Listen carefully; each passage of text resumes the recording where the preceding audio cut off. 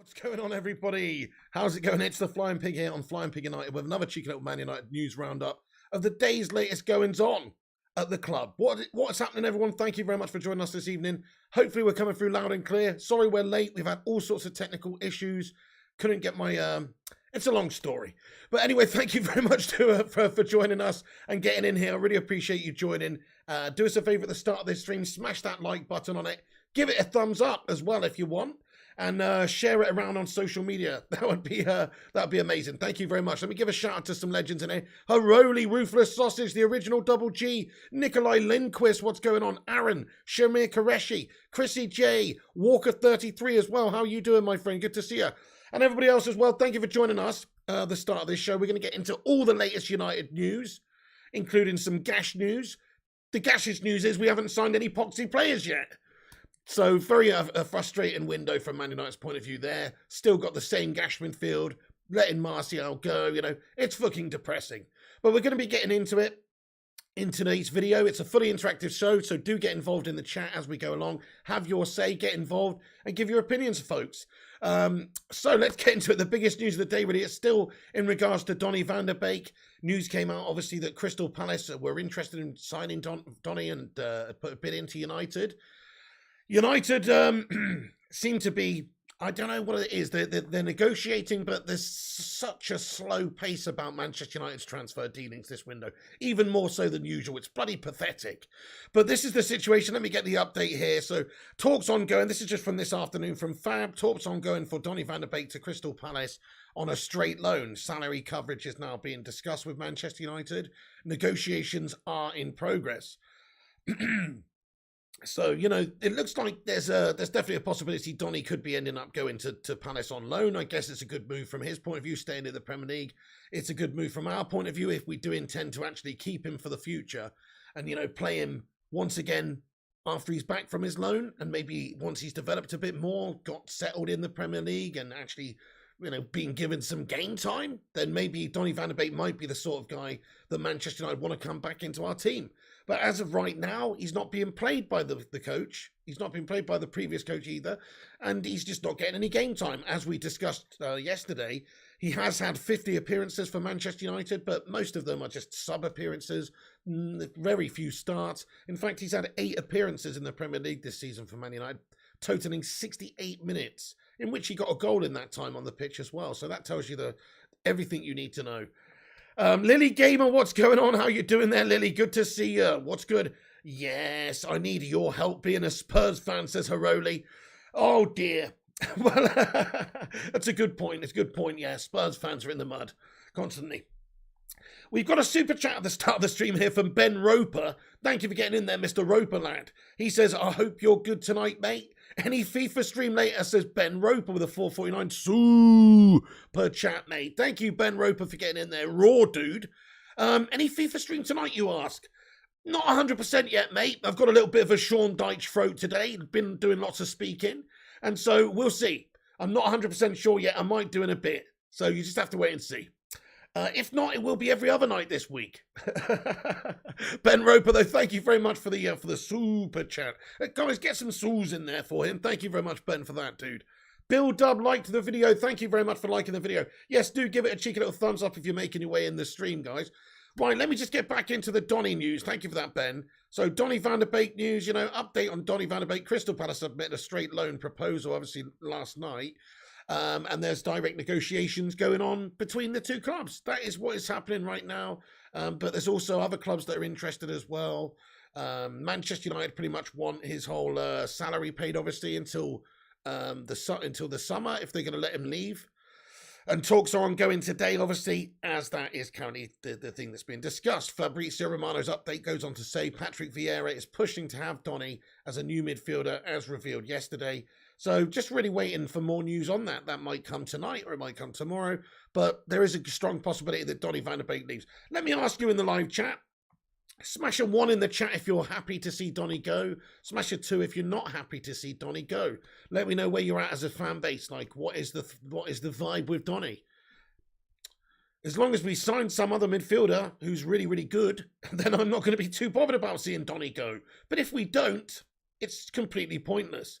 Yeah, SK Malv says Donny's never been given a fair shake at United. Completely true. He's been misused by the two managers that have had him and never been played. This season, 68 minutes and 8 appearances in the league. Says everything. Donny's better off at Palace, says Akita.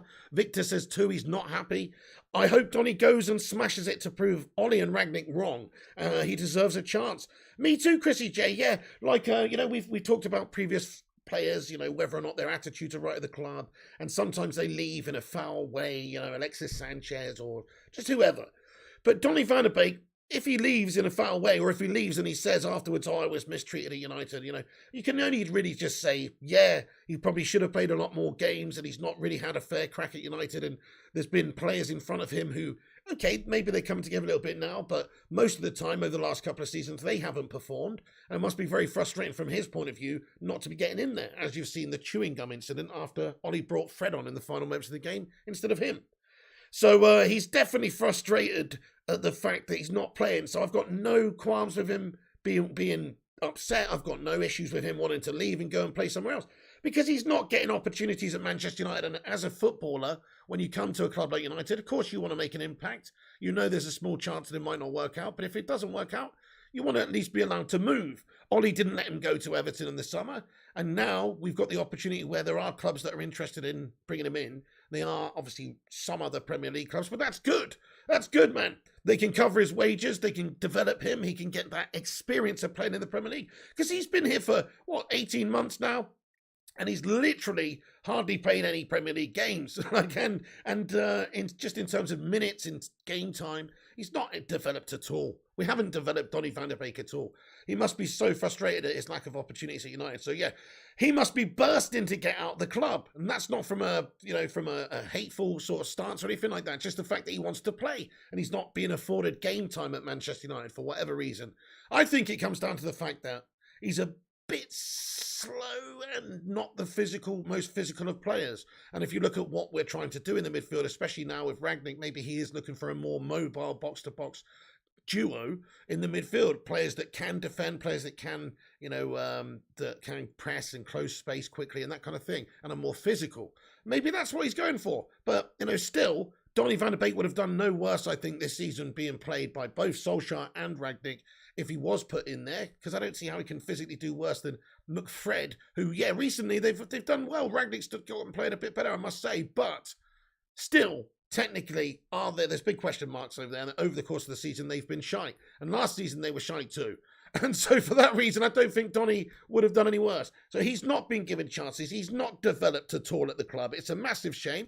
Hashtag free Donny. And when I say that, see you later, Donny, out the club. And good luck to you. And I hope he does develop well in the Premier League and play good elsewhere. But let's remember, this could just be, a loan till the end of the season with no option to buy. And then that means that he's coming back to Manchester United in the summer, maybe refreshed. Wouldn't it be really interesting if both Martial and Donny go off in January, actually play, actually improve, actually develop, actually enjoy their football, and then come back as better players? Like, that would be a dream. And we've actually got two, new competitive edge players there who have gone out there and are hungry and have had to fight and prove themselves yet again and, get good performances under their belt. And they come back better players at United. That would be nice. Don't think it's going to happen, though. I think in the future they probably will be sold on. But you just don't know. They maybe will come back. I hope that happens for Tony Martial, guys, to be fair. Tony's, a decent player. He's obviously had a lot of time at the club. I mean, here's some quotes from Tony Martial from earlier, peeps, just if you want to just, he's talking about his loan move. I'll just make it a bit bigger for anybody watching on your phone. You're going to have to get the old spyglass out otherwise. So, Anthony Martial said, my loan move to Sevilla is valid for the next 5 months, end of the season. But you never know what happens in the future. We'll see. So when asked about his future, what he wants to do in the future, he's not said, oh, yeah, I want to get out of Manchester United or, oh, yeah, I want to move to Sevilla or whatever. He's not said any of that. He's just said he's at Sevilla for the next 5 months. That's his loan situation. He's going to obviously fulfill that situation, that deal, and then he's going to return to Manchester United. So that is the current situation. If Sevilla want to put a bid in the summer, and come and get it then they can. But as far as things are, it's just a straight loan. Hey, Nathan Best, how are you doing, my friend? Great to see you. He says if Ten Hag does come in, Donny will definitely be staying, said Nathan Best. You see?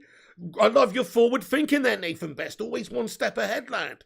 You know what I mean? That's exactly right. That's exactly right. Because, you know, that's it. A new manager with a new approach. Obviously, the Dutch Ajax vibes as well. You know, of course, he would definitely want Donny van der Beek around at the club. So that's a very astute point that you make there. You know, this isn't about now for either of these players, for Martial or Donny. This is about maybe, you know, the future. So they're not being sold. They're just both loan deals here. Obviously, Martial's gone away on loan. He's coming back. He might be sold in the summer. They might want to come back for him and put in a transfer offer. Or he might come back to United revitalised. Same goes for Donny van der Beek. If he gets opportunities at Palace, if they actually play him regularly every single week, or more often than not, then he's going to develop, he's going to get that Premier League experience that we need. And more importantly, we're actually going to see what he can do as well. Because we haven't really seen it. He's not had the fair chances to impress in Manchester United's side. He's come in sporadically. He's come in just little spots here and there. He's never been given a run in the side of 5 or 6 or 7 games ever. And so from that point of view, it would be nice to see him given that run, just like it was nice to see Jesse Lingard given that run at West Ham last season. In all fairness to Jesse, not quite good enough for United, but still a very good player, as you can see, when he's playing for a good team at a good standard, not a great team at a great standard, but a good team at a good standard. He's very good. And same goes for Donny van der Beek, I bet. You know, we saw him obviously in the Ajax side. He was in the Dutch setup before. You know, he's obviously a good player. He was a part of that side that got Ajax to that semi-final in the Champions League and had, you know, De Ligt and that other one, what's his face, De Jong and the other players in there, you know. So, you know, it's a great Ajax team. So what's happened with Donny? Why isn't Donny where those other couple of Dutch players are that we've discussed? The reason, I'm sorry to say, but it is actually Manchester United. That's the only reason why Donny has probably not gone to another top team and sort of doing bits. Because Man United have got him and we have actually stagnated his whole career, to be fair. Maybe it's because he's lazy in training. We don't know. But Rangnick did say opposite to that. He said that he's committed and he'd work hard in training when he first came in. So, look, I don't know what it is, but Donny van der Beek is out of favour. He's not really wanted, it seems, by Rangnick either, probably because of this fact that he's not so physical. He's kind of, I like him though. I think he's kind of, I said this before, he's like he's a little Dutch blonde Paul Scholes is what he is. And Paul Scholes was not the best in the tackle. You know, he had those wayward slide-in tackles, etc. He wasn't the most physical. He wasn't the quickest. But he had the vision, he had the football brain, he had the ability on the ball. He knew when to give it, and he knew when to hold it, and he knew when to do all that. And that is what made him a good footballer. So I like that myself. I like more technically gifted footballers. I don't need such a physically quick or strong player. You know, for me, I look at some of the technical players Manchester United have. Some of them not necessarily the most physical, but just technically absolutely fantastic. Dimitar Berbatov would be a fine example. Whoever, you know, like I just like technical players who are very intelligent and have that vision and execution and ability on the ball. Does Donny have that? Well, I think he does have it more so than the other midfielders we've got in our team currently, but he's lacking in all the other departments in the physicality department that they've got. And so from that point of view, if you want to play that way, he's not an ideal candidate to sit in your midfield. But if you are prepared to, you know, mix it up a little bit, have somebody doing that role and then somebody being a more creative midfielder, then I don't see why it couldn't work with a bit of balance. But there you go. Carrick used Donny, precisely progression. Yeah, Carrick did pretty well with his few games in charge, really, didn't he? You have to say. You've got to say he did well. I'm just going to get into the live chat. Before I get into the next topic of discussion, I'm going to get into the live chat, see what you guys are thinking about Donny van der Beek and the whole situation. There's over 100 of you legends in here. Once again, smash that like button. If you're just joining us, guys, do drop a like. It's free, and it helps boost us up there on the algorithm and get a couple new people in. And also compete with the clickbait merchants and the corporations and all that sort of stuff. So smash that like button and subscribe if you're new. If it is your first time on the channel, we're on here every night and most days, giving you the latest United news, all the latest updates, breaking news, that sort of stuff in a no bullshit way. So thank you for joining and get your opinions in. I'm going to have a few moments in the chat now. Then we're going to get on to the next topic after that. But yeah. Okay, so Donny can't be worse than Fred, says Kingsday. It's not physically possible, is it? You know what? I'm actually going to say Fred at times over his Man United career has been good. He's a decent squad player.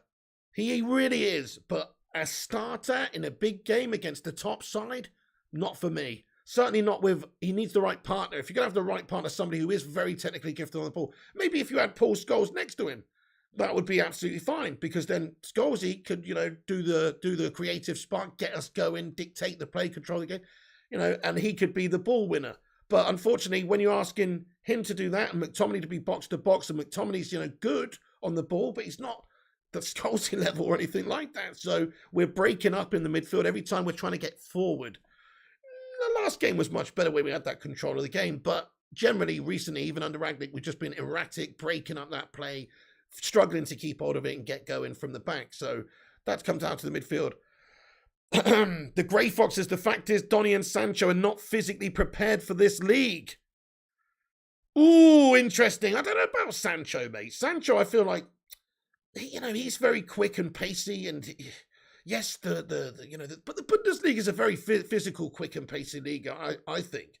So I don't know about that one myself. I just think it's not been the dream start for Sancho that we've all wanted. He's going to have to step up like anybody else, isn't he? Fact is, we paid 73 mil for this guy. If he's not careful, he's going to turn into the winger version of Slabbington Maguire here. We're going to have a Sancho brand fridge if we're not careful, because he's got to actually go on and kick on and start developing himself, like we just talked about players developing. Donny's not developed. Well, Sancho's not really developed either. I feel for him, though, when he first came in, Solskjaer's been misusing him, the team's been struggling, and even now the team's struggling. So it's not the ideal situation, but he's definitely not set the world alight yet. But I think he'll come good. Smash a 1 in the chat if you think Sancho will come good, and in the future will be an absolute Mac Daddy at United, on the wings, doing bits, cutting people up, scoring goals, getting assists. Smash a 1. Smash a 2 if you disagree with that. But fact is, he's so young. He's 21? Maybe he's just turned 22. I think he's just 21. I don't know. But he's so young. Like, he's still so young. He's got a huge level of development to take place over the next 12 months, which should make him a much better player than he is right now. Callum says 1. Chrissy says 1. Ben says 1. Mikhail, Patricia O'Driscoll. Rach doesn't think so. OHB says Sancho's fine. It's not his fault we're a shambles. What a great comment, because if Sancho was coming into a team like an old school Alex Ferguson team that's firing on all cylinders, or let's say Sancho was going into, I hate to say it, but, the Liverpool or City team or something like that, who are well-oiled, who do have the style, and who are settled and have the manager's been there for a while and the squad and all that kind of stuff, he would probably absolutely be fine. He would be doing all sorts of stuff because the emphasis is less on him. He's just sort of slotting in into an already well-oiled machine. The problem at United is Sancho is slotting into a discombobulated machine, a trash compactor of a machine or something. I don't know, a garbage truck. I don't know what it was, but terrible, not a good machine when he first came in under Ole Gunnar Solskjaer. And he's been played out of position. And then even under Rangnick, it's not exactly a well-oiled machine, is it? We're still a team that's in progression. Mohammed says, Piggy, is Mancini the best Man U manager to get? I mean, Mancini's record speaks for itself, really, mate. The only problem is he's an ex-City scummer, so not interested, mate. Not interested, bro. That's a good question, actually. I mean, he is undoubtedly a very experienced, good manager. Guys, Mancini, yes or no? Mancini, yes or no? It feels just wrong saying it to me, guys. Feels wrong saying it to me. But anyway.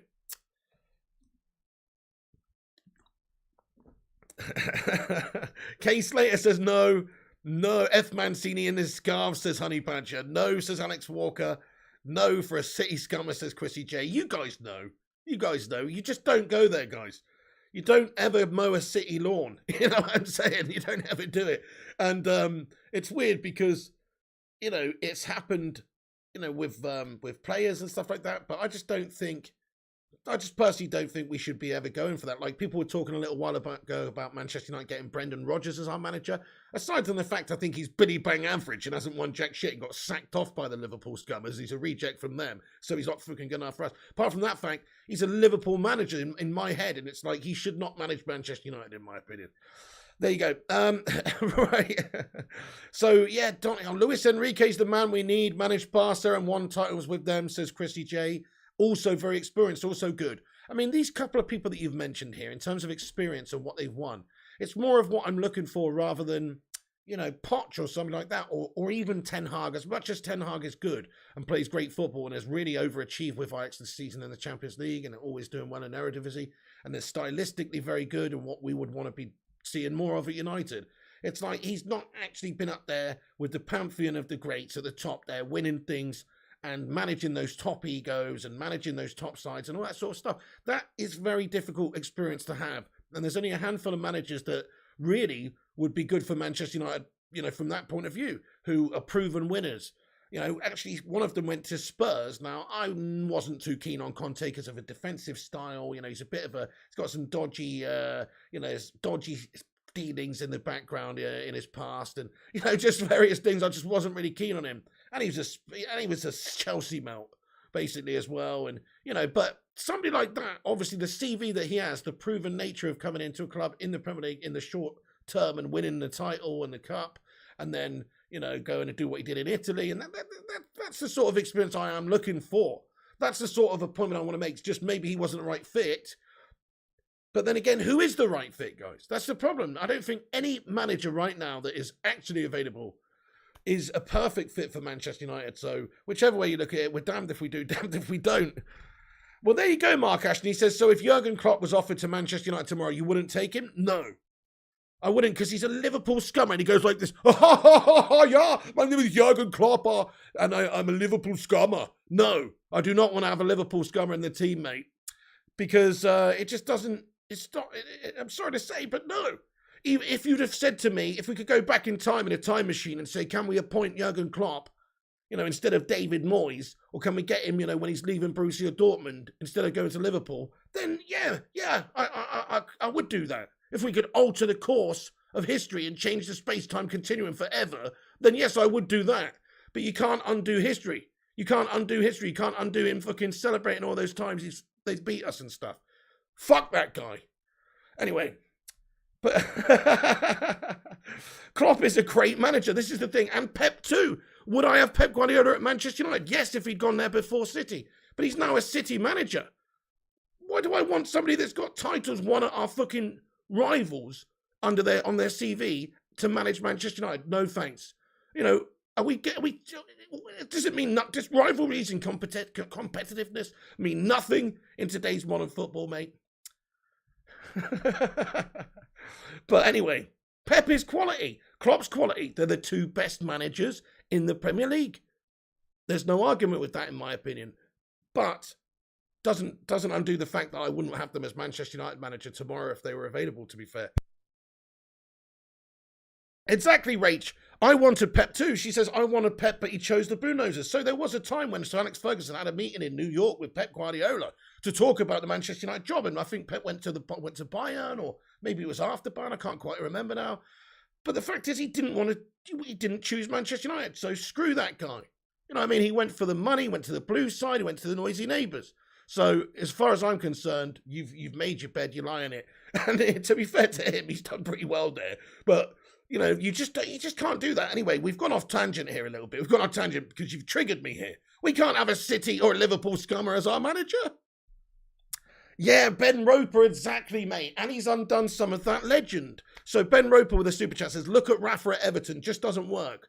So, Steven Gerrard, I saw some comments saying he was very surprised that Rafa went to Everton. Yeah, so you should be. He's a fucking Liverpool manager. You don't go to the blue side if you're a Liverpool manager who won a Champions League and had success there and it was a club legend.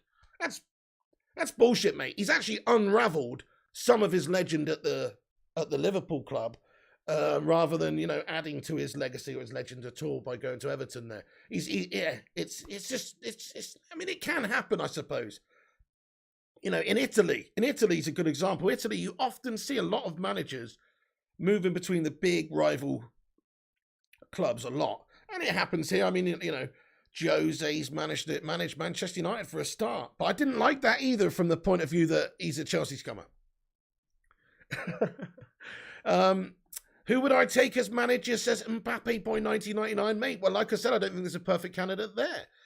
Crikey, I mean, I think Nagelsmann's a good coach, but he's not around.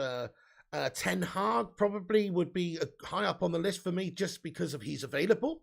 And he's got the good style, the Ajax total Dutch football type thing going on there, youth development under his belt, impressive in the Champions League, all that sort of stuff that we want. But he hasn't managed a huge club like Manchester United or a top side.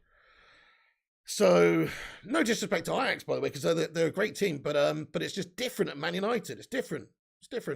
And by the way, Ralph Rangnick, actually, Bailey says Ralph Rangnick this time for, right, let's just wait a second here, actually, because Ralphie time is only just begun at Manchester United. There's still every possibility that he gets Manchester United playing the sort of football that we need. I think if Ralph Rangnick wants to keep his job at Manchester United into next season, he pretty much has to get top 4 and near enough a damn trophy. He's going to have to get the FA Cup, or he's going to have to, get so close to winning the Champions League or something. He's going to have to impress in the Cups. We're going to have a good run in those Cups. Maybe not win them, but, you've got to fucking get right to the latter stages. You've got to actually look like we're progressing, improving. And unfortunately, if he finishes 5th and doesn't get a trophy, he's got to go into that consultancy role, really. I think he wants to take the job on. I do think he wants to take the job, but he's going to have to fight his way for the job, because so far it's an okay start. It's a mediocre start. Maybe it's not mediocre. Maybe that's harsh. Maybe it's a decent start, but it's certainly not a great start. And so, he's going to have to get the next fixtures under his belt where he wins the games, progresses us in the Cups. We have to get a good result against Atletico Madrid. We've got to get the result against Middlesbrough in the Cup and progress and keep winning in the Premier League. And then at the end of the season, we've got a horrible run from March on of games in the Premier League, which sees our run in to be really horrible. so he's got his work cut out for him if he's going to get top 4. Guys, where do you think Ralphie Rangnick finishes in the Premier League this season? What position does Manchester United finish? Because he's here until the end of the season now, regardless, even if he absolutely flops. Because he is here until the end of the season. It's just a short interim, and they're not going to appoint anybody else. So he is literally here, even if United flop. I still think he will snag us 4th place in the league, guys. 4th. Social 99, yes, my lad, he says 4th. Johnny says 5th. Even God would flop under the Glazers, says Big God Bob. Palace fan here, can Donny van de Beek play in a defensive midfield role? Jack Wilkie, I think he could play as a number 6, where he's like a playmaker, a deep line playmaker, passing the ball around. I think he'd play in a number 6 as a defensive midfield. If you're talking about, being a robust, physical, not really, but you know what? He can tackle. He does get back, and he does get involved. He does mix it up. So, but he's not known for, he's not going to be as good as somebody like Fred or whatever, ball winning and pressing people and that kind of thing. 4th and Champions League FA Cup double. AO says 3rd. 5th says Arsenal Manic. I think we'll get 4th on final day, says Honey Badger. 3rd place says Sherwin Sutherland. 3rd place would be a heck of an achievement. Yeah, that's it, guys. I mean, if Rangnick gets United to the point where we are getting better, we're up there and comfortable in top 4, and we're progressing in the Cups, and even if we don't necessarily win them, I think United need to get silverware this season, though. I think we've got to put all our eggs in that FA Cup. The Champions League is, of course we want to try and win that, but it's tough to do it, especially United at the moment. Premier League, we just need to consolidate 4th spot, get 4th, get Champions League football secured for next year, and hopefully win that FA Cup. That is what I think is our best possible outcome this year. Yeah, Philip Chapman says, to improve your business, which United are, you headhunt the best no matter who they work for. Spot on, Philip Chapman. United have to start bunging the refs, says Madhouse. 4th in the Champions League, says Ashley Bailey. Well, there you go. If we win the Champions League, it doesn't even matter where you finish in the league, really, does it? As long as you win the Champions League and have Champions League qualification for next season, that's what... I mean, Champions League would be the ultimate dream. You've actually seen it before, guys, where managers have come in the past to a team where they're a little bit shaky, or the previous manager's not done great and they've been sacked, and then a new manager's come in and then they do go on and win it, like Tuchel last season. Or even like Roberto Di Matteo coming in as an interim at Chelsea beforehand, the previous time they won it. It's like that happens. So there's nothing to stop Rangnick from winning a few games in a row in the Champions League and getting us to that final and having a chance of 50-50 chance of winning that game. So it can happen, guys. You just got a hashtag I believe in the live chat. Guys, do us a favour. There's 158 of you legends in here right now. Thank you for tuning in. We're nearly at 100 likes. We're 10 away. We can do it. You can do it. Cut his freaking head off. Smash the like button, guys. Let's get to 100 likes. Also, give it a share around on social media and subscribe if you're new. Right, let's get back into the transfer news, guys. So that's the situation on Donny van de Beek. Talks ongoing between Manchester United and Crystal Palace. They're now talking about salaries and getting all that sort of stuff done and dusted. Now, in regards to Jesse Lingard, guys, Jesse Lingard's situation was, we know that there's negotiations going on between the two clubs. Newcastle made an offer. I mean, the Telegraph reporting this evening at 8:44 that Newcastle United have balked at Manchester United's demands for a £12 million survival bonus for Lingard loan if they stay up. Deal dead unless Newcastle cough up. Lingard apparently is very angry and pissed off with the situation because he feels like he's being priced out of the market here and he feels disrespected. He's now facing, obviously, the rest of the season at United on the bench. So it's stalled, guys, at this moment. That's what's been reported anyway by the Telegraph, right? That basically Man United have actually asked Newcastle United for a survival bonus. I mean, I don't know if this is legit, guys. I don't see how this could possibly be true. Because end of the day, this guy's contract runs out in the summer. So what are you saying? Like, give us a few £1 million and then give us another 12 mil if you stay up. What? That's not how it works. You can't fucking do that. That's bullshit. You know what I mean? That is a piss poor bit of negotiation for Man United. If it's true, this is on the Telegraph's website. If it's true, then that is absolute shambles, isn't it, of negotiations from Man United. What they need to do is just cut their losses here, I'm afraid. You had your chance in the summer where you had a couple of teams lining up who would have paid 15 million quid for him, maybe even 20. But not now with just a few months left on his contract when they can sign him for nothing in the summer and just be much better off in the deal. So it doesn't add up for the other clubs to go too high on this transfer. If you're Newcastle or West Ham or anybody else, you know, he's as far as I'm concerned, he's 5 million quid right now. Jesse Lingard is 5 million quid right now. He's worth a lot more than 5 million quid. Don't get me wrong. As soon as they sign him, he'll be worth 20 million quid. But he's not worth 20 million quid with 4 months left on his contract, guys. So, I mean, what do you guys think? How much do you think it takes for Manchester United to sell Lingard in this window?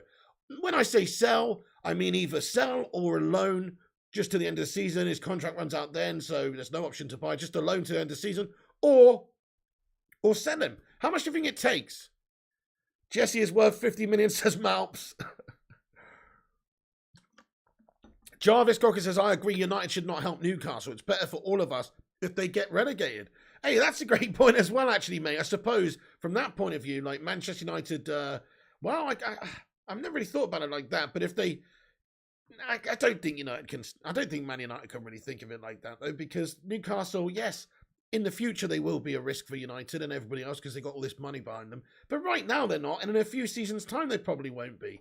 I mean, they're signing players like Jesse Lingard, for fuck's sake, guys.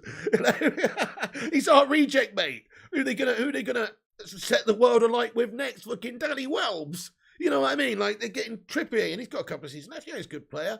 You know, but okay, now it's not like they're signing all the best players around. It's going to take them time before they get from where they are now to challenging for anything, I think. So I'm not too worried about that for the short term. I think, you know, by the time Jesse Lingard's done hanging up his boots, maybe just about by then, Newcastle United will be ready to tussle it with the big boys. But until then, I think they've got to transition, they've got to build, you know, they've got to obviously, you know, adhere to certain rules and things like that as well. They can't just go out there and spend $1 billion in one window. So they're going to have to do it a little bit smart. Sell for 6.5 million, says Mark Ashton. 5 to 8 million, says Kingslayer. Yeah, he can't ask for a lot of money for him because his contract's running out. Herrera says Donny is priced at 26 million, so Jesse has to be 20 million. 26 million for Donny. Crikey, mate. I'll give you a packet of pork scratchings, lad. Lingard should have been sold last summer to West Ham, says Kingslayer. 100% true. They would have paid more money than what we could have got. He had that amazing season for them, the end of last season. They're very interested in bringing him in. Moyes was absolutely waxing lyrical about him, and United didn't capitalise. We asked for too much money again, way too much money, and now we're going to lose this player for nothing. Piss poor, isn't it? For basically nothing, unless we are obviously do have our demands met by Newcastle United here, peeps. 20 million for a glorified Insta girl, says Rach. Bit harsh. I mean, he was decent at West Ham, wasn't he, Rach? Come on, fair play. Fair play to him. He went there and he got like 2 Player of the Month awards in half a season that he was there. For the Premier League, that is, not just West Ham. For the Premier League, he got 2 Player of the Month awards. You can't deny he did well there. So given game time in the right team, he can be a good player. But just at Manchester United, he's too small of a fish for the big, huge ocean that is Manchester United. It gets swallowed up. But here we go. We have some updates here. Reasons, basically, some reasons why United situation here is changed, or we're playing sort of hardball. is obviously Lingard, changed his mind. Initially, he wanted to stay, and he wants to leave, wants to stay. And in terms of, Newcastle United being after him, we don't really want to sell him to him, just simply because, like we've said, they are future rivals. So we're asking for, and we know they've got the money, so we're asking for high amounts of money. So we're basically testing Newcastle's, metal here, really. We're testing them to see how high will they go for Jesse. At the moment in time, we know that Newcastle United's basically pretty much collapsed because Man United want too much money for him right now.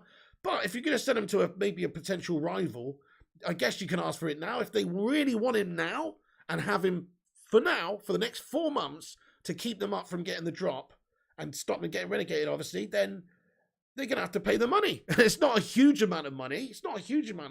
But it's maybe more money than they want to pay for a player who is literally, they can get in a few months' time for nothing. So from that point of view, it's not very appealing to them. But also, they might have to do it because they need good players. And Jesse, for Newcastle United, for a team that's wants to stay up and is fighting to stay up, Jesse would be a great player for them.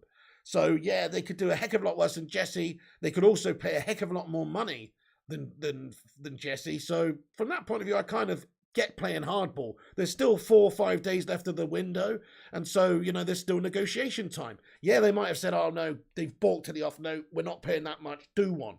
But they still might come back in a couple of days' time or tomorrow or whenever with the tail between the legs and say, you know what, go on then, we'll snap him for 12 mil. You know what I mean? It might happen. So this is classic Manchester United hardball, hard-nosed bullshit tactics from our team.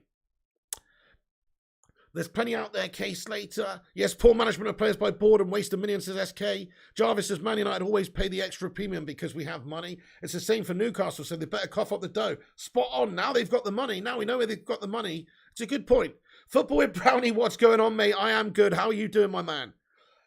Chrissy J says, joke, 12 million staying up bonus. What the fuck? They want more dividends, clearly. I know, that is bizarre, isn't it? That is a cheek. So you can have it for a few mil, but if you don't get relegated, we want 12 million. It's a little bit much. So United, this is what is from The Guardian. The Guardian are reporting this, that Jesse Lingard feels let down and disrespected by Manchester United after a proposed loan to Newcastle United was on the verge of collapse before the terms, because of the terms that have been demanded by Manchester United. And also apparently United value Jesse Lingard at £50 million. And so they want a 12 million bonus if Newcastle were to avoid relegation in this deal. They value it at £50 million. I mean, what the fuck is our club smoking on, my friend? Because I want some. Because this is bullshit. Like, how can they ask for that much money for Jesse? Or not ask for that much money, but value him anywhere near that. That's just preposterous. In terms of like his value right now, if he was contracted for 5 years tomorrow, he's a £22 million player. And that is diminishing by the year as he's getting past 30, as he's approaching 30, getting past 30. So, it's bullshit, isn't it? If Newcastle were to offer anywhere near £10 million in this window, you'd have to absolutely hump their arm off to take it, because you're not going to get any better than that when this guy can leave in 4 months' time for nothing. So it's ridiculous negotiations from United, but I guess they're going in there hard, they're going in high, and they're hoping that they can get as much out of Newcastle United as possible. And they are future rivals, and we don't want to help Newcastle. But it's also, we're going to risk losing Lingard for nothing. Yeah, Kingslayer says it's BS, that's a joke. JRB says, didn't we get offered 25 million? Well, there were reports in the summer that United had received an offer, I think it was from West Ham, wasn't it, for £20 million. And we turned it down. We wanted more than that. We wanted closer to £30 million. But for the amount of time he had on his contract, it wasn't really worth that. They blatantly wanted him, by the way. He was great for them.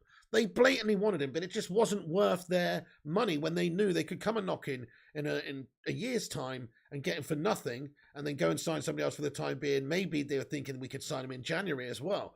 We could just wait a few months to sign him in January, because they'll definitely want to sell him to us in January if they're not going to renew his contract, etc. So from that point of view, West Ham would have definitely been interested in him, but we just asked for too much money. So yeah, there was an offer on the table. I don't think it was 25. I think it was 20 from the reports in the summer. But there you go. So Everton are also, this is from the Telegraph, James Ducker again here reporting that Everton are also thought to have had an inquiry for Jesse Lingard knocked back by Manchester United. That is what has been reported by the Telegraph also this evening at 8:56. Everton are also thought to have had an inquiry for Jesse Lingard knocked back by Man United. So if you believe that as well, maybe Everton have some interest there too. But again, Man United not playing ball with them in terms of offers on the table. We're asking for a lot of money from these teams.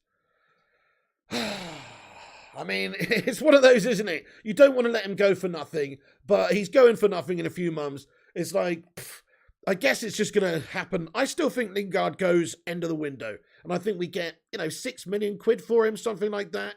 I think everybody's happy apart. Well, Man United aren't that happy because, as I say, instantly he'd be worth more money for the opposition. But I think we get somewhere around that. And then it's going to be a big player for Newcastle United for the remainder of the season, help them stay up. It'll be worth that 6 million quid and covering his wages all day long for them. So I think that suits them. I think that would suit us. I don't see how we can ask for a penny more than that right now. Because it will probably just be a loan to the end of the season, and then his contract runs out, he could join them for free. So it'll probably just be a loan, which means his wages are getting covered, and they'll have to pay us a decent fee, and it'll be worth them paying that fee. So that's what I see happen. Let me ask you, though, guys, do you think Lingard stays or goes come the end of this January transfer window? Is Lingard a Manchester United player come the end of this January transfer window? Let me know your honest opinion.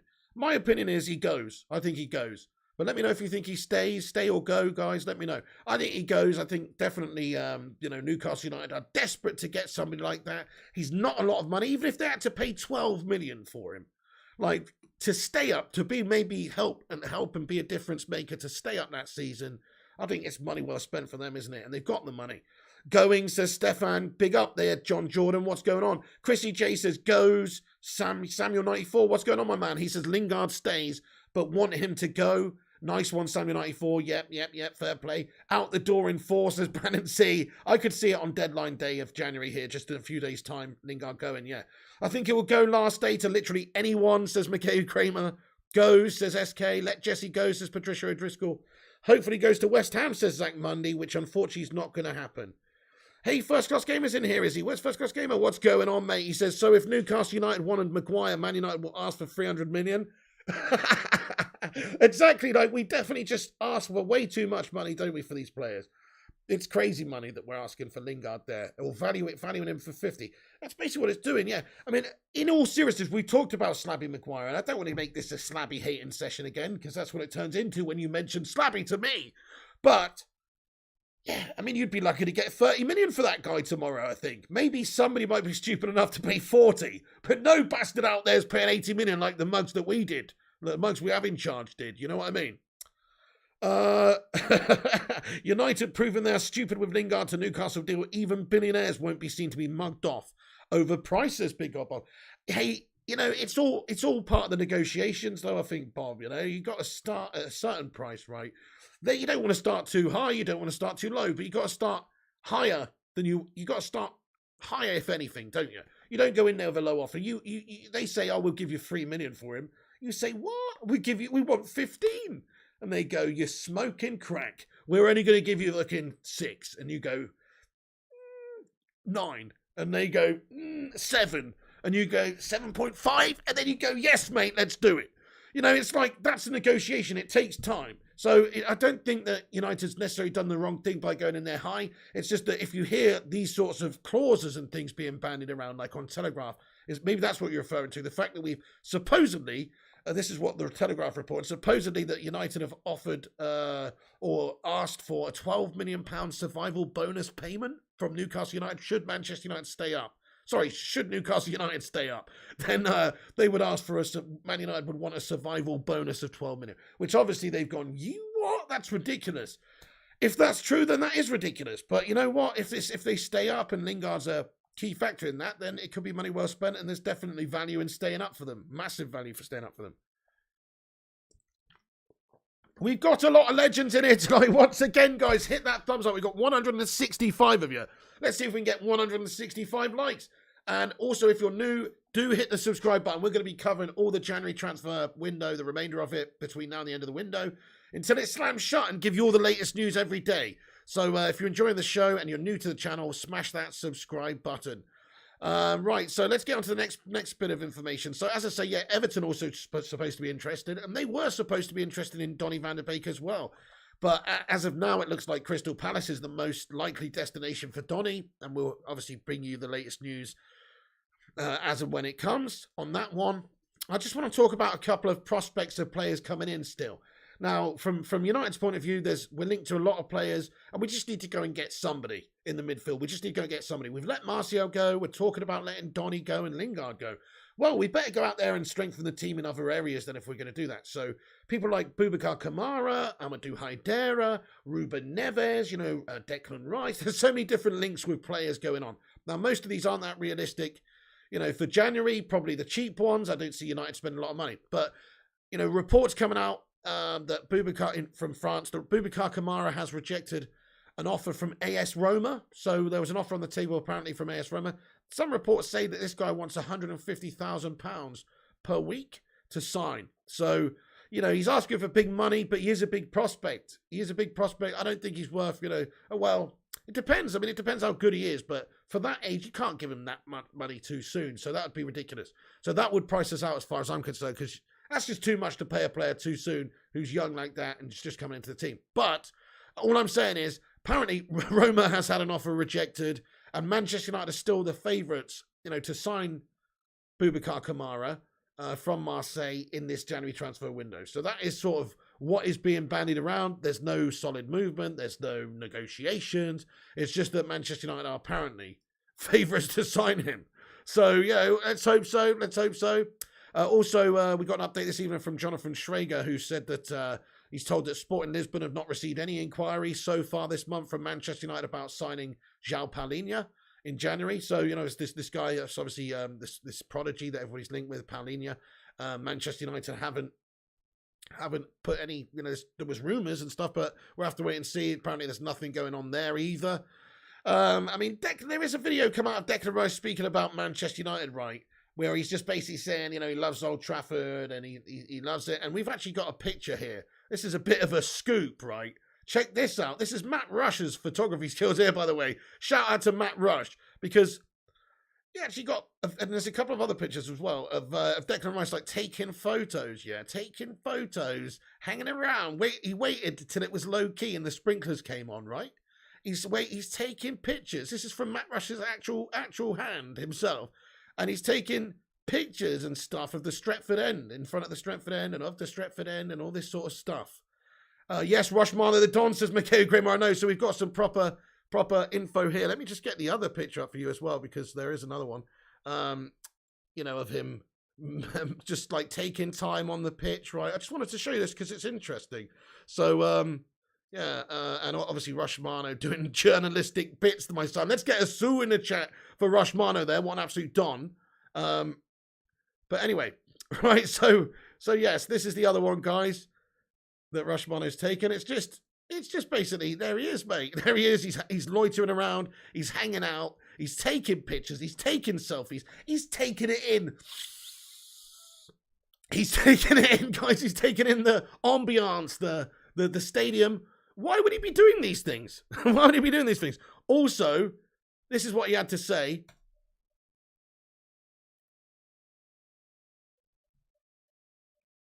I don't know if you can hear that, actually. Sorry, I don't think I've plumbed it in correctly. But either way, he basically just said he fucking loves coming to Old Trafford. And, it basically, from what I got from that is, he wants to come to Old Trafford and play at Manchester United. that is what I got from it, guys. So, I just want to say shout out to the main man, Rushmano, for those picks. But Declan Rice seemed to be enjoying his time at Old Trafford. Wiggy says, I love Rice, but not worth the money. Hey, mate, I'm totally with you, my friend. So I think Rice is a great prospect. He's not even a great prospect now. He's actually just a great player. He's 22. He's getting better and better. He's still young. He's an England international already. He's bossing it in England's midfield. He's bossing it at West Ham's midfield. He's doing really well. He's developing great. He's homegrown. He's a talent. He's got the right attitude, right mentality, controlled games, really good. Good against us the other day. Yada, yada, yada, all the rest of it. But they want 90 million for him. 90 million pounds. I'm sorry to say, but that money could be spent better elsewhere. You could get Ruben Neves and Amadou Herrera and Kamara for that money. That's 3 good midfielders for the price of 1. You know, it just doesn't quite add up to me to pay anywhere near that sort of money. He's just basically another slabby Maguire in terms of, you know, that amount of money. It's ridiculous. We can't, you know, it's just not good value because he's a homegrown player. You've got to pay a premium for this guy.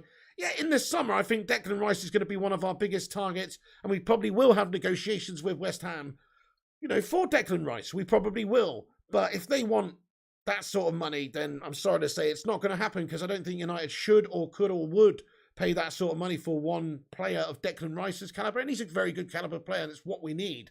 But I just mean, like, you know, it's not fucking Messi, you know what I mean? Or it's not fucking Neymar or something like that. 90 million quid for Rice.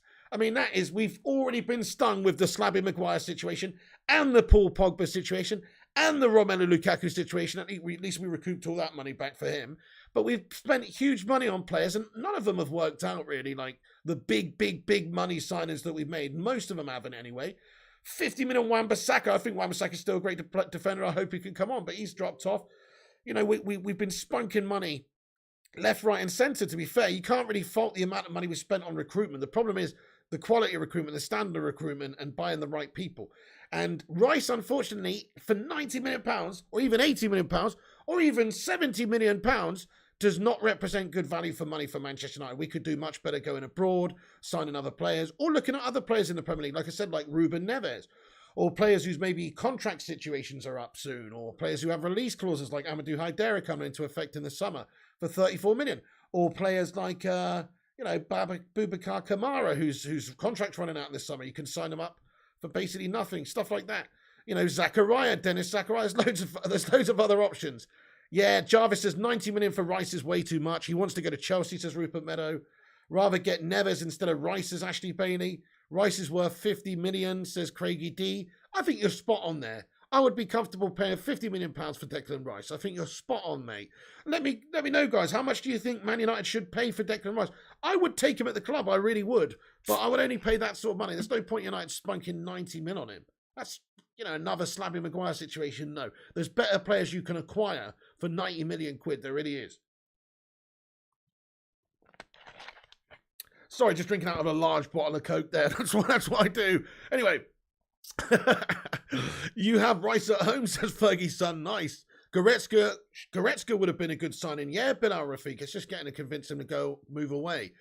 Hang on, we've got a bit more information here from Rushmano. Thank you for an update. Oh, check this out. So Fabrizio Romano with an update this evening just about Vlahovic and Juventus.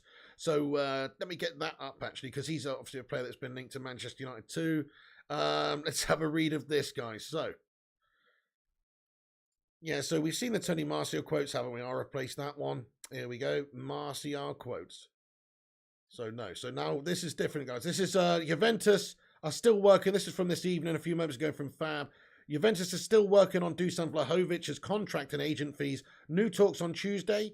Deal in place between the clubs. So there you go. Looks like Vlahovic is going to sign for Juventus. We did talk about this the other day. And the fact that he pied off Arsene Hollands.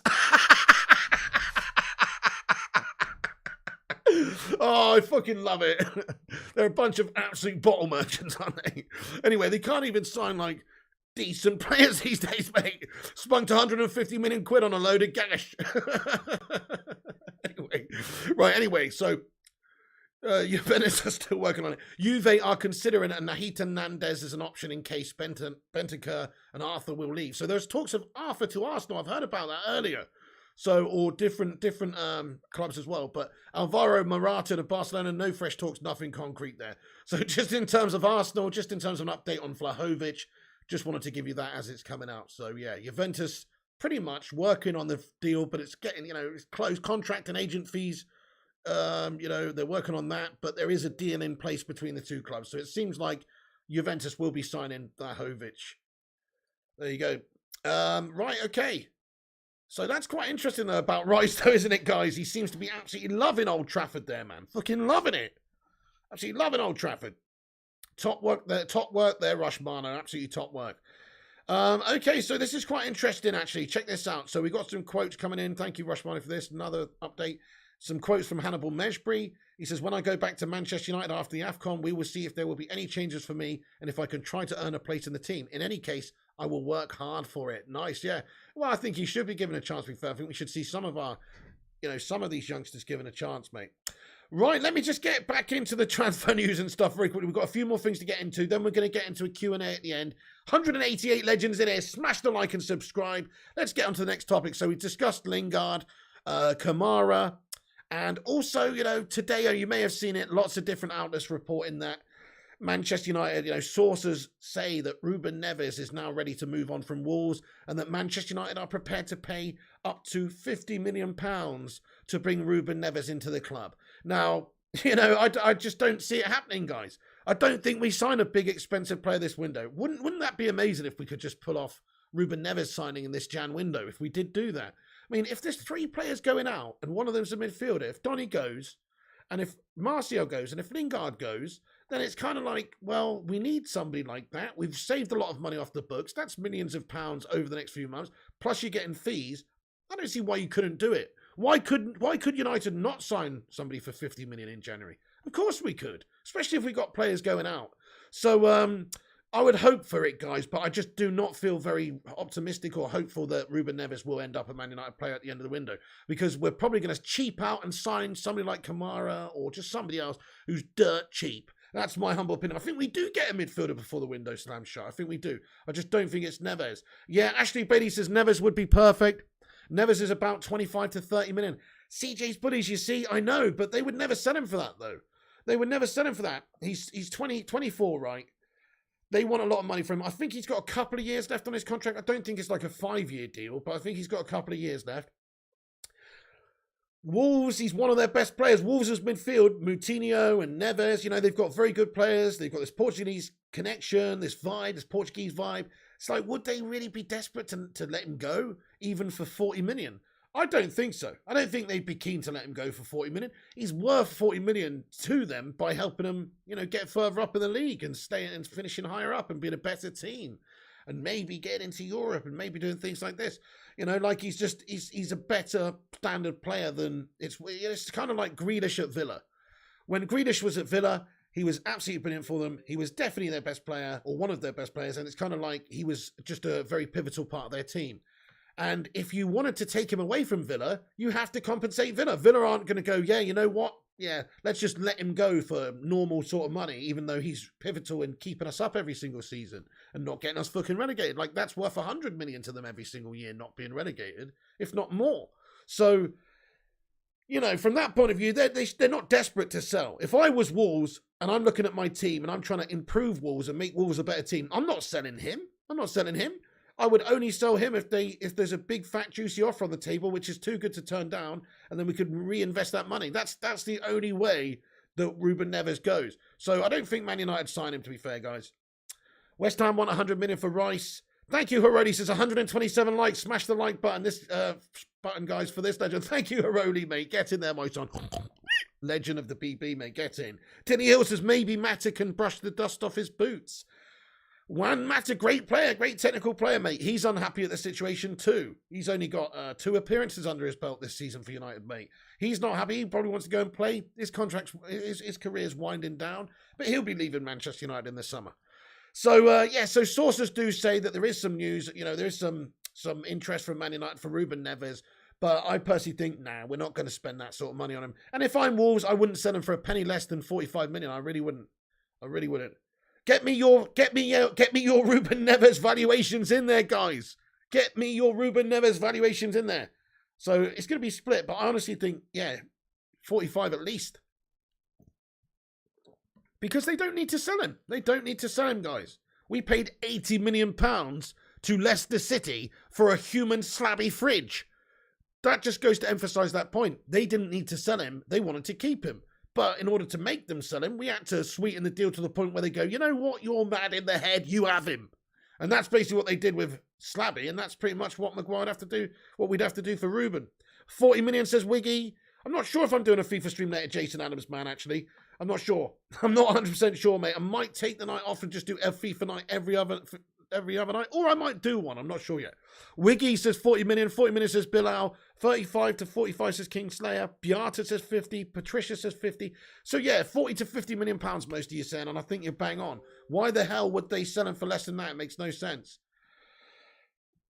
Okay, so Sky Sports reporting that the interest from Crystal Palace is very, very strong, and that they basically very much want to take him on, and Patrick Vieira is very interested in bringing him in. All sorts of things that I've seen, throughout the evening from various different reports, but there's one from Sky Sports there too. We've got some more updates here coming in. Thank you very much to Rush Milo. So Jesse Lingard, a source to Jesse Lingard says, it's pointless Jesse going into work now, knowing he isn't going to feature, says this is from a source. We've also got another one that says, Man United sources argue Jesse Lingard could have made a permanent move this month, but wants to leave United on a more lucrative free transfer at the end of the season. Spot on. So this is another scenario for Jesse, as we talked about the other day. Jesse, his contract's running down. Why would he sign? Why would he go on a transfer basis right now? He would want to go on a loan deal, wouldn't he, until the end of the season? So then he can be a free agent and sign the biggest, fattest deal that he can as a free agent and get a big signing on bonus and have that fee essentially that's being paid to Manchester United in January, paid to him and his agent essentially, and they get more money and he gets a slightly bigger boosted contract because the club that he's signing for does not have to pay a transfer fee and deal with Manchester United. So from his point of view, that is the best thing to do. I talked about that, and if I was him, that's exactly what I'd do too. If you really want to leave United, if you're really not getting the game time, you wouldn't go on a transfer deal right now unless Newcastle United come in with a big, fat, juicy transfer contract offer, I should say. And they would probably put in a fatter, juicier offer in this summer if they didn't have to pay any fee to Manchester United. Absolute fact. That is a fact. And so, from Jesse's point of view, yeah, he doesn't want to go on a transfer basis. He wants to go on a loan himself. And very angry and frustrated with the stance of his, Manchester United have taken with the rejected loan offer from Tottenham and West Ham, because they're seen as, top four rivals, essentially. So we don't want to, so there's offers on the table that have been rejected by teams like West Ham, Tottenham, but because we are obviously in the hunt for top four, we don't want to help them out. I totally get that, by the way. And I don't think it's a good idea to loan them necessarily to them. Newcastle makes a lot more sense right now. It really does. So, yes, guys, I mean, that's pretty much it. There's a couple other things, actually. I mean, so Sevilla, sources is from Fabrizio Romano, just about Diego Carlos, Brazilian centre-back, plays for Sevilla, who Newcastle were after just because it's talking about relating to Newcastle here and how they're spending. But apparently Sevilla are sure that position won't change. Diego Carlos is not for sale and will stay. The decision was made yesterday and communicated to Newcastle. Newcastle United now exploring other options. Same for Jesse Lingard deal. So in terms of the realistic chance of us signing or them signing Jesse, that's increased a little bit because this big £39 million player or whatever they were linked with isn't going anywhere.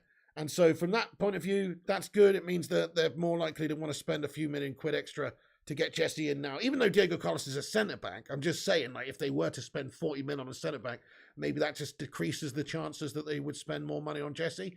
So I think from that point of view, that's good news. Right, okay, yeah. So I'm going to do a quick recap, guys, for anybody who's just got on the stream. Then we're going to have a Q&A. So, just give me a sec. So update on Donny van der Beek is this. Crystal Palace have submitted, a proposal, obviously, last night, and there's direct negotiations between the two clubs. Talks are ongoing between Donny and Palace for a straight loan. Salary coverage is being discussed. This is from Fabrizio Romano this evening. Salary coverage now discussed, or this afternoon, I should say, with Man United. Negotiations in progress. Patrick Vieira is pushing to have Donny as new midfielder, as released yesterday. Also, reports coming out that Jesse Lingard deal has reached an impasse or whatever. It's stalled because Newcastle United are supposed to be very unhappy about Manchester United's proposal on the table, which is supposed to be including a £12 million survival bonus if Newcastle do not get relegated, in which they'd have to pay 12 million quid to Manchester United if they stay up, which apparently they've gone fuck off about. So we'll have to wait and see what happens there. Also, apparently United valuing Jesse towards £50 million. So that's why they want this £12 million bonus if Newcastle United were to avoid the drop. Plus, Newcastle United, in the future could be a rival for us. Everton are also thought to have had an offer or an inquiry for Jesse Lingard, knocked back by Man United. Boubacar Kamara has rejected AS Roma, and Manchester United are favourites apparently to sign this kid from Marseille, but we'll have to wait and see. And also Ruben Neves links resurfacing as well, just between Wolves and Manchester United. Lots of clubs tracking it, but it seems like Manchester United would be the most likely destination for him as well. But chances are he's not going anywhere. And Anthony Martial obviously signed for Sevilla yesterday on loan to the end of the season. He's come out and quoted as saying, "My loan move to Sevilla is valid for the next 5 months, end of the season, but you never know what happens in the future. We'll see." So definitely still, not saying, "Oh, I want to move away from United," or, "I'd like to play for Sevilla," or he's going to wait and see how it goes, and maybe he'll come back to United revitalised. It is just a short deal. And the same could be said for Donny van der Beek if he goes on loan to Crystal Palace. Maybe he'll develop in the Prem, get in game time, and come back revitalised. Maybe there'll be a new manager in the summer like Ten Hag who might want Donny van der Beek. So situations can change very quickly, but it's good that potentially these couple of guys are going to be going out there getting game time. I think they need it. Okay, we got another update. Thank you, Rushmano. So Ralph Rangnick has given Jesse Lingard the green light to leave, but Man United have not accepted any bids right now, and it's basically that is this situation. So we're still asking for a lot of money for Jesse.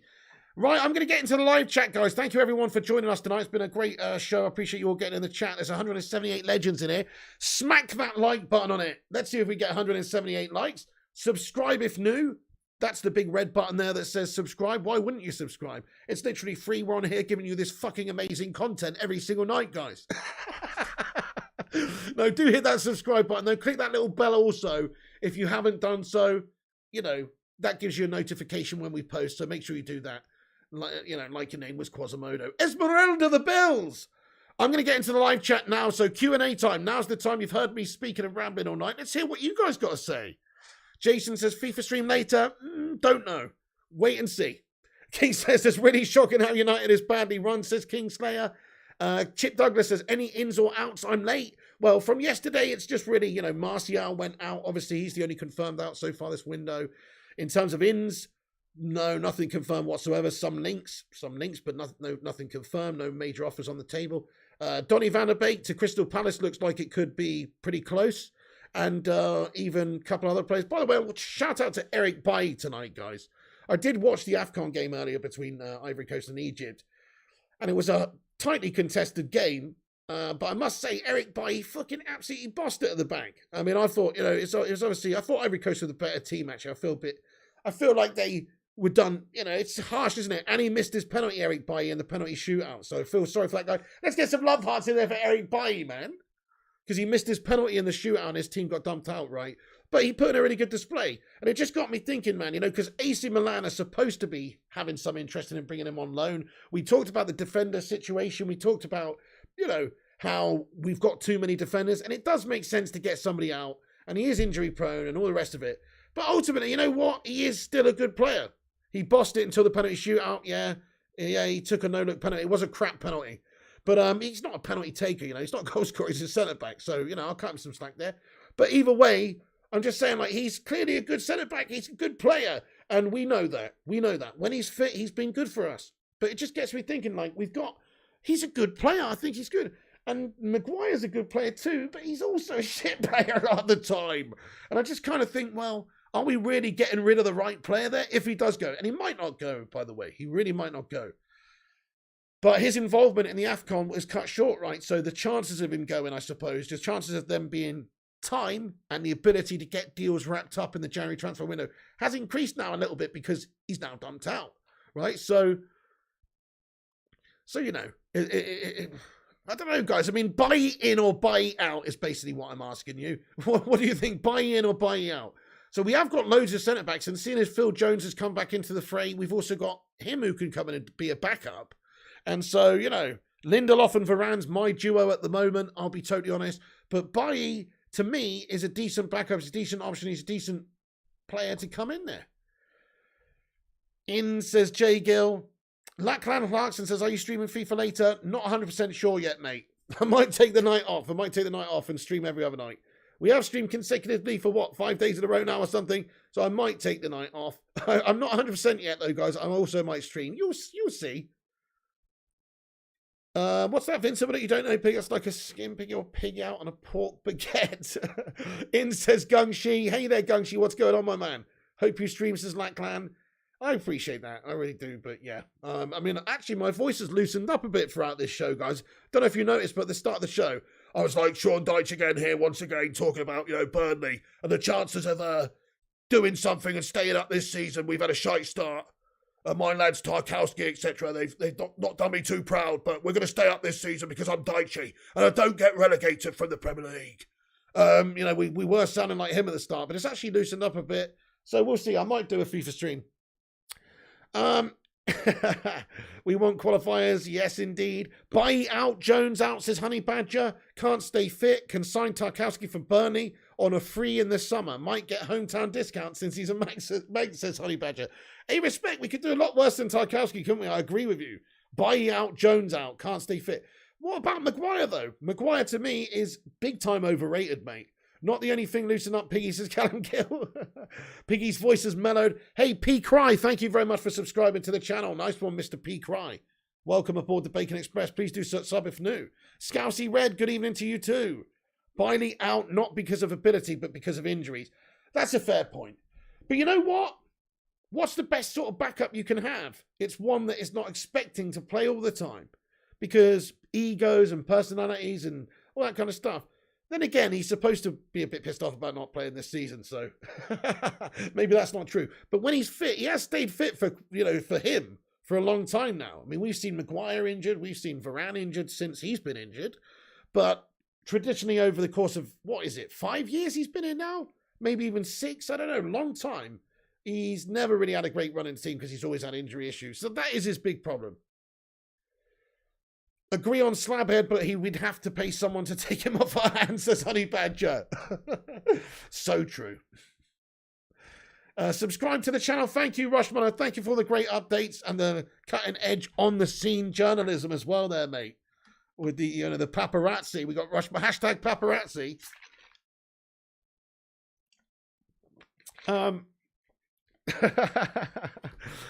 You know what? King Face with a $5 super chat. He says Salah had a good game for Egypt. You never talked about that, bro. Yeah, I mean, he had an okay game, didn't he? I thought he was okay. Did he have a great game? I don't think he had a great game. He was good. Did he score any bangers? No, he didn't, mate. He scored the winning penalty. Big fucking whoop. But anyway, he's a Scouser, mate, and we don't praise Scousers on this channel, mate. Surely you should know that by now, Kingface. It was essentially Africa Cup of Nations, Man United versus Liverpool today. That's how I was viewing it. That's why I was watching. I wanted to see Eric Bailly make Mo Salah cry.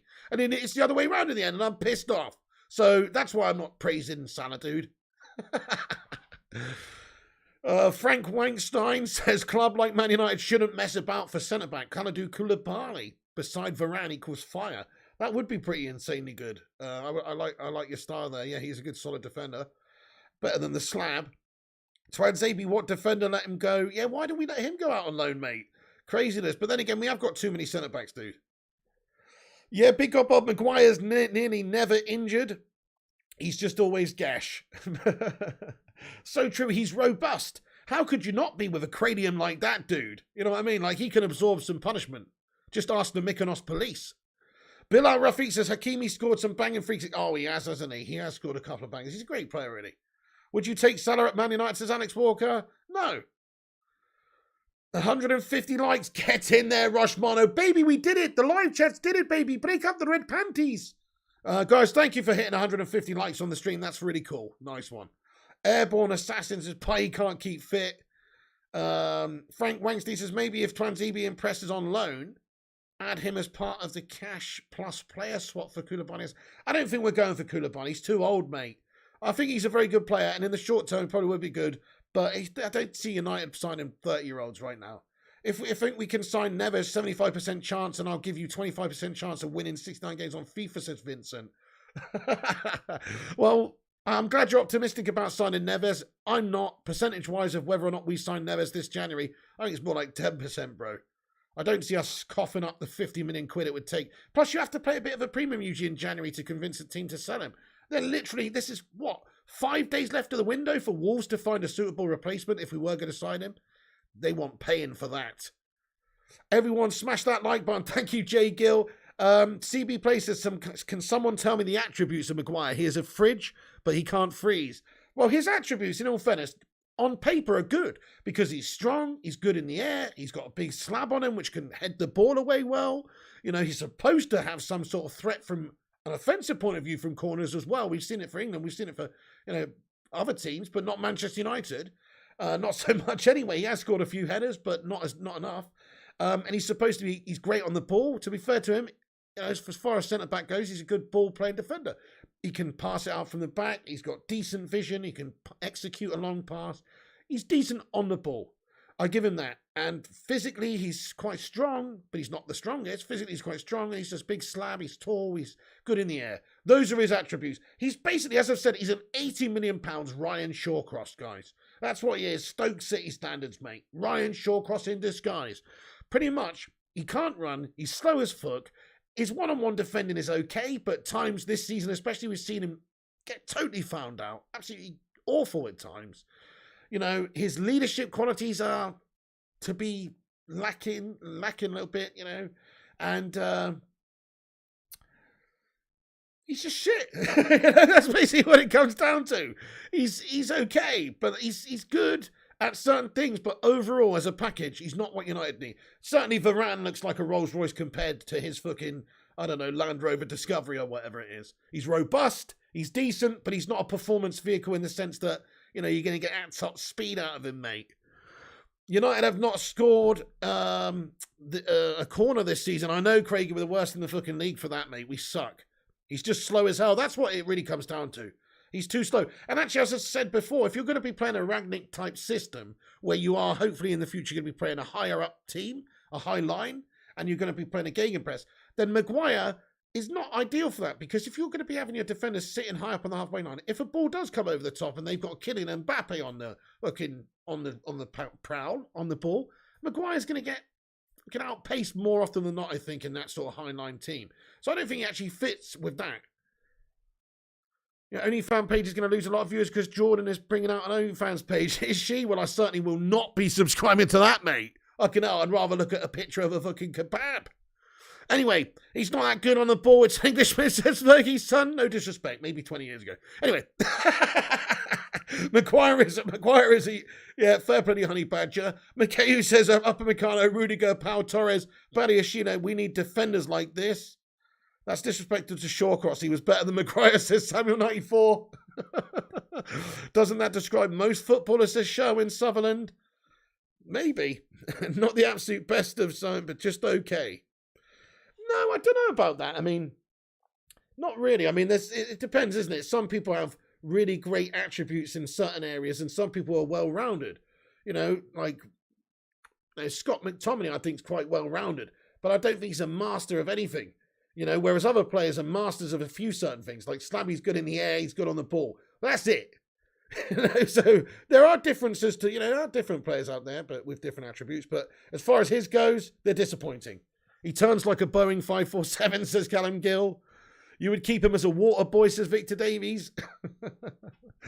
Oh, man, you guys absolutely bust me up. Jay Gill, what's happening, man? Ashley Bailey says, if we don't get a CDM, do you think one of the defenders could play higher up? Yes, mate. I've gone on about this for years, bro. I have. I honestly think we've got a couple of ready-made defenders who could actually play in the CDM role tomorrow. Well, not necessarily tomorrow, but, you know, Victor Lindelof's not slow. He's not the quickest, but he's actually, you know, he's decent one-on-one defending. He's not great himself, but for a CDM, you know, you're afforded a few more, what's the word? Mistakes, maybe you're afforded a little bit more there, and I think he would probably do pretty well. Victor Lindelof's got a great range of passing on him. We see him get assists playing those balls over top from deep quite often. He's a great distributor of the ball. So from that point of view, I actually kind of think, yeah, he could probably do that job. Lindelof used to be a CDM since Alex Walker. There you go then. Phil Jones, yeah, well, Phil Jones also used to be a CDM too. He could definitely play there too, Beata. I'll tell you who could not play there, Slabby. Because he's just too fucking slow. It'd be like watching an even slower gash version of Nemanja Matic there, dude. Big God Boss says, Matic slower than Maguire, get rid. Well, they're both ridiculously slow. How big is Maguire's medulla oblongata, says No Toes. Probably surprisingly smaller than you think. JRP says Phil Jones captain and CDM oof. Harry the Greg supervisor selling sausage rolls at our time, says Mikhail. Hey there, Team Eclipse. What's going on? Thanks for joining the stream.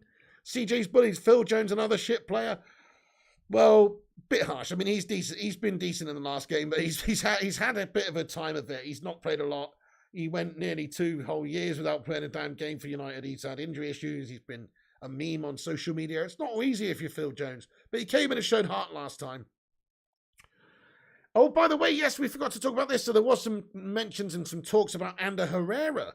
So PSG's Ander Herrera was mentioned as a name in contention for a swap deal with Tanguy Ndombele at Tottenham, but he's happy at PSG, and I'm told that he would only want to play for Man United in England. This is from Adam Crafton from The Athletic, reporting that I'm just wondering if Manchester United could get a player on loan in this January transfer window. We could do a fucking heck of a lot worse than Ander Herrera, man. To be fair, Ander Herrera is a good player for us. He was decent. He worked hard. There's no doubt in his effort, is what I'm saying. There's no doubt in his effort. And yeah, I would take a player like Ander Herrera at United tomorrow, straight away for the rest of the season, definitely. If you could work a loan deal with PSG there where we just cover his wages, whatever, take him. I know he's on a lot of money though. But if we could take him, I think we'd be a better team tomorrow from it.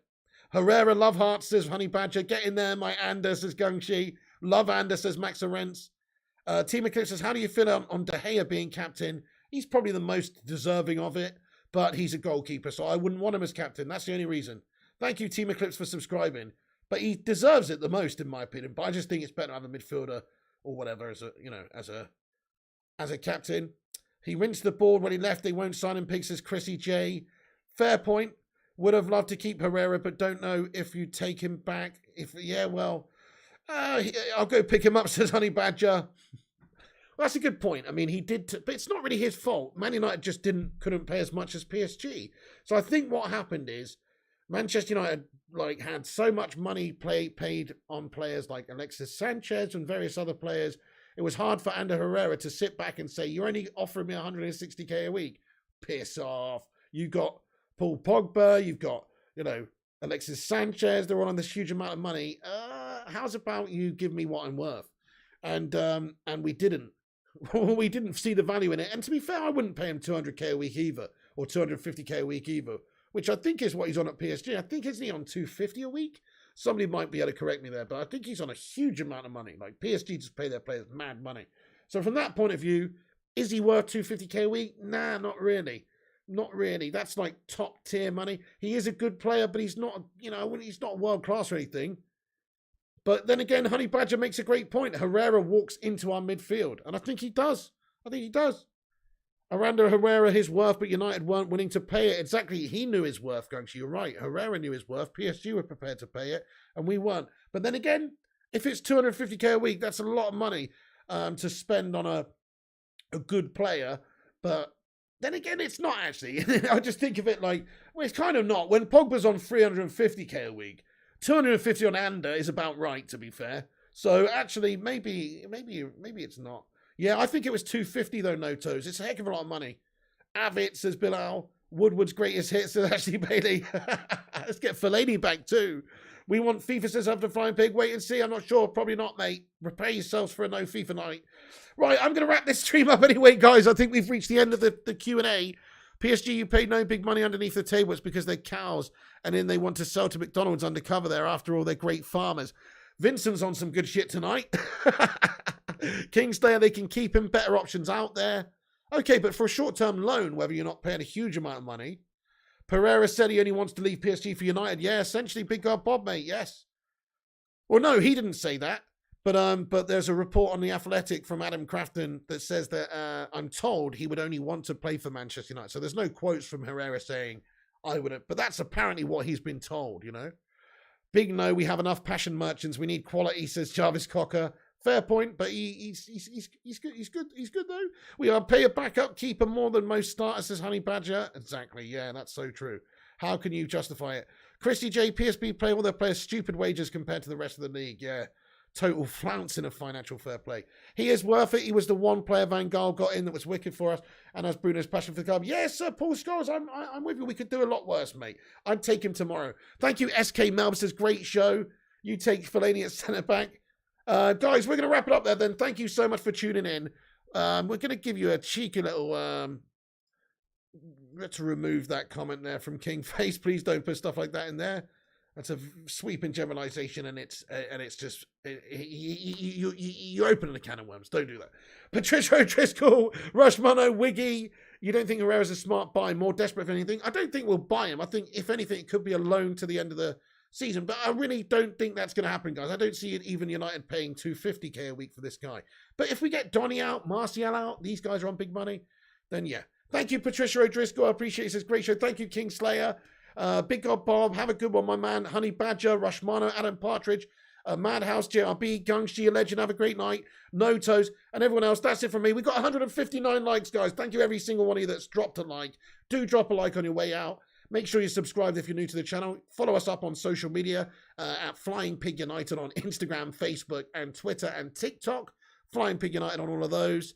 And we'll see you soon. Do check out the website, unitedflyinghigh.com, for your latest United news as well, which you can read. And yeah, I've enjoyed the show tonight, guys. Love chatting with you legends. Thanks for having your say, getting your opinions in. And let me just give a shout out to a few legends at the end. Have a great night, guys. I'll see you tomorrow with more United news. We'll cover all the whole of the window now between now and when it slams shut in 5 days' time. And we'll keep you up to date with what's going on. Thank you, Bilal, Noto, Samuel, Rushmano, Madhouse, Supports Goals, Max, Kingslayer, Mikhail, Chrissy J, Wiggy, Phone Monkey, Illy United, Rushmano, Gunshi, everyone else as well. Thank you so much for tuning in. Have a great night. There may be a bit of FIFA coming tonight, but I also might just chill, have the night off. I've got to do a few things in terms of like ordering equipment and also doing some stuff for fan cam stuff and also just some admin stuff and other stuff too. So I was thinking about just doing that stuff tonight. And I'm also trying to get my body clock a bit sorted out because my body clock is absolutely shattered again, peeps. So we'll see. We'll see, guys. We'll see. I'll see you in a bit. Thanks for watching. That's it from me. Come on, United. Do a bit of business, you absolute bloody floppy head melts. Having no backbone to go into the market and sign a midfielder. Now's the time. 5 days running out, mate. Never mind getting Martial and Lingard and Donny and negotiating players out. We've got to negotiate getting players in, man. Otherwise, we're going to end up struggling to get top 4 and playing with McFred in the centre of the park for the rest of the season. And fuck that. See you later, guys. Thank you for watching. Come back afterwards. Comment in the not live comments. Get your opinions and thoughts in after. Have your say. Keep the debate going then. And we'll catch you soon. Thanks for watching, everyone. That's it from me. See you later. And come on, United.